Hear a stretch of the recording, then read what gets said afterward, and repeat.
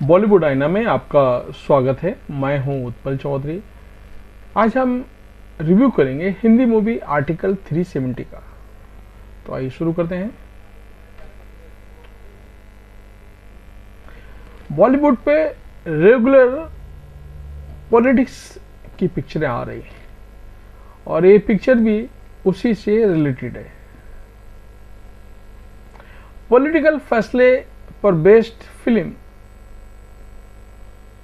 वाली बात को थोड़ा साइड रख करके देखा जाए तो आर्टिकल 370 एंगेज करने में तो कामयाब होने वाली फिल्म है। प्रोड्यूसर आदित्य धर की ये फिल्म बिल्कुल उसी जोन में ऑपरेट करती है जिसमें उनके खुद की डायरेक्ट की हुई film Uri the surgical strike थी। आर्टिकल 370 सरकार के एक ऐतिहासिक फैसले उस फैसले को ग्राउंड पर लागू करने वाले लोगों को फैसले के पीछे की प्लानिंग, प्लॉटिंग और बिना किसी कानो कान खबर हुए उसके कामयाब होने की सेलिब्रेट करती है।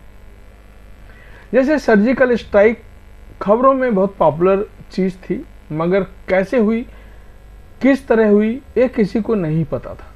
विक्की कौशल की उरी आई और लोगों को इमेजिनेशन का वो तस्वीरें मिल गई जो खबरों में छपे शब्दों की रियलिटी की तरह दिखा रही थी। हालांकि थी वो एक डायरेक्टर की इमेजिनेशन ही, इसी तरह आर्टिकल 370 भी ऑडियंस को एक और ऐतिहासिक घटना के विजुअल्स देने का काम करती है। एमी गौतम स्टारर इस फिल्म को डायरेक्टर आदित्य सुहास जामले ने चैप्टर वाले स्टाइल में ट्रीट किया है। ये चैप्टर कश्मीर के बुरहान बानी एपिसोड से शुरू होते हैं और पुलवामा हमले से होते हुए आगे बढ़ते हैं। आखिरकार वे यहाँ पहुँचते हैं जहाँ भारत सरकार का एक फैसला कश्मीर की तकदीर बदलने के लिए तैयार है। आर्टिकल 370 शुरू होती है इंटेलिजेंस ऑफिसर जूनी हक्सा, जो यामी गौतम है, के एक मिशन से, जिसमें उनके निशाने पर बुरहान बानी है। जूनी को ऑपरेशन कश्मीर में बवाल खड़ा कर देता है, जिसके बाद उसे दिल्ली बुला लिया जाता है। इधर दिल्ली में पीएमओ की high rank official Rajshree Swaminathan Kashmir के हालात को लेकर के एक्टिव है। वो सीधा प्रधानमंत्री और गृह मंत्री के कश्मीर मिशन की रियलिटी में लाने का काम कर रहे हैं। फिल्म में प्रधानमंत्री और गृह मंत्री का नाम लिए गए हैं, मगर दोनों किरदार देखकर ही आप समझ सकते हैं कि ये कौन है। राजश्री अपने प्लान को आगे बढ़ाने के लिए जूनी को वापस कश्मीर भेजती है। इस बार नई पावर के साथ पहुंची जूनी का मिशन कश्मीर में एंटी इंडिया गतिविधियों और लोगों को काबू करने, ताकि इधर सरकार अपने फैसले बिना चिंता के ले सके। और फिल्म की एकदम शुरुआत में ही ये साफ हो जाता है कि जूनी इस तरह के काम में किसी भी तरह की ढीली नहीं पड़ने वाली है। एक तरफ आपको जूनी की नज़र में कश्मीर के हालात, वहाँ की पॉलिटिक्स और ब्यूरोक्रेसी पर कमेंट्री मिलती है, दूसरी तरफ राजश्री दिल्ली की राजनीति का जायका आप तक पहुँचाती है। सेकेंड हाफ में प्रधानमंत्री और गृह मंत्री के एंट्री के बाद फिल्म का माहौल बहुत बदल जाता है। ऐसा लगता है कि सारा फोकस उन पर पहुंच गया है, लेकिन ये तो होना ही था, आखिर वो किरदार ही ऐसे हैं। भारत के गृह मंत्री अमित शाह के एक पार्लियामेंट स्पीच को जिस तरह से रिक्रिएट किया गया है, वो फिल्म के नैरेटिव में काफी असरदार है। किरण कमलाकर ने अपनी जानदार काम से इस रोल में जान फूंक दी है। उसी तरह अरुण गोविल ने प्रधानमंत्री के किरदार को बेहतरीन संजीदगी के साथ पेश किया है। आर्टिकल 370 रियलिटी और फिक्शन के बीच की लकीर पर बड़ी चतुराई से चलती है। पॉलिटिकल समझ और असल घटनाओं को पूरे फैक्ट के साथ देखने वाले लोगों को फिल्म में बहुत गलतियां मिल सकती हैं, मगर ये तो सब हम सभी जानते हैं कि इस तरह की फिल्मों में फैक्ट्स को आखिरी चीज है जिन पर फोकस किया जाता है। लेकिन आर्टिकल 370 की खासियत यही है कि इसका पूरा ड्रामा बड़ी कलाकारी के साथ रचा गया और थ्रिलिंग तरीके से आगे बढ़ता है।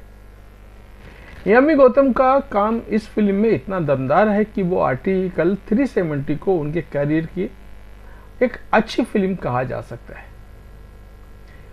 क्लोजअप्स में उनकी आंखें, चेहरे के एक्सप्रेशन और आवाज बेहतरीन असरदार है। राजश्री के रोल में प्रियामणि भी बहुत दमदार लगती हैं। वैभव तत्ववादी और राज अर्जुन की परफॉर्मेंस भी याद रखने वाली रहेगी।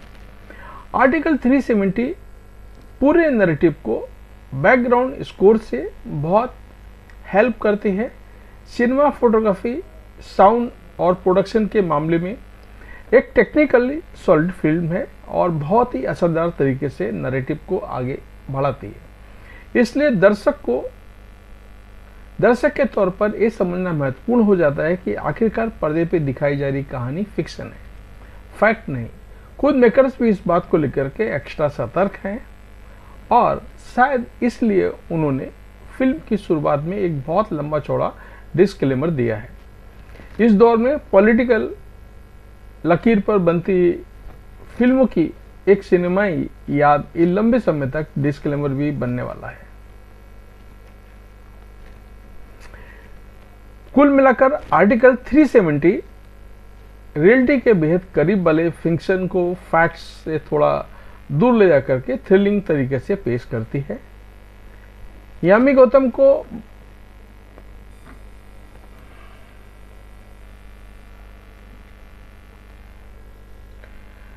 गौतम और बाकी सारे कैरेक्टर्स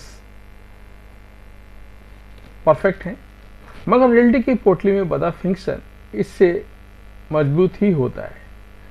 ये फिल्म टोटल 2 घंटे 40 मिनट का एक लंबा रन टाइम होने के बावजूद ये फिल्म अटेंशन होल्ड करने वाली फिल्म है। अगर पॉलिटिकल फिल्मों को पचा पाने की आपकी हिम्मत है और पॉलिटिकल आप पसंद करते हैं फिल्म, तो आपको अच्छी लगेगी। और अगर आप फैक्ट जानना चाहते हैं तो भी ये पिक्चर देखें, और अगर आप एंटरटेनमेंट चाहते हैं तो पिक्चर आपके लिए नहीं है। ये देशभक्ति की पिक्चर है, ये कश्मीर से 370 हटाने की पिक्चर है, एक इतिहास रचने वाली पिक्चर है। अमित शाह और मोदी के जोड़ी ने जो कमाल किया इस देश के अंदर, जो कांग्रेस 70 सालों से नहीं कर पाई है, इसलिए पिक्चर देखने लायक है। आप इस पिक्चर को देखें, आप एंजॉय करेंगे, लेकिन प्योर एंटरटेन देखने वाले आप ना देखें। मैं इस फिल्म को आर्टिकल 370 को देता हूं 5 में से 4 स्टार। क्यों? मेरी पसंदीदा फिल्म है, पसंदीदा टॉपिक है, और मेरे फेवरेट हीरो 2 हैं, अमित शाह और नरेंद्र मोदी। तो देर किस बात की, पिक्चर रिलीज हो चुकी है आज ही, तो पिक्चर देखने जाइए, आपको अच्छा लगेगा। फैक्ट से आप वास्ता होगा कि कांग्रेस ने 17 सालों तक आप सभी को चूतिया बनाया, लेकिन बीजेपी ने चूतिया नहीं बनाया। बीजेपी ने वो काम करके दिखाया जो कांग्रेस 70 साल में नहीं कर पाई। इसलिए हर भारतवासी को ये पिक्चर देखनी चाहिए। धन्यवाद।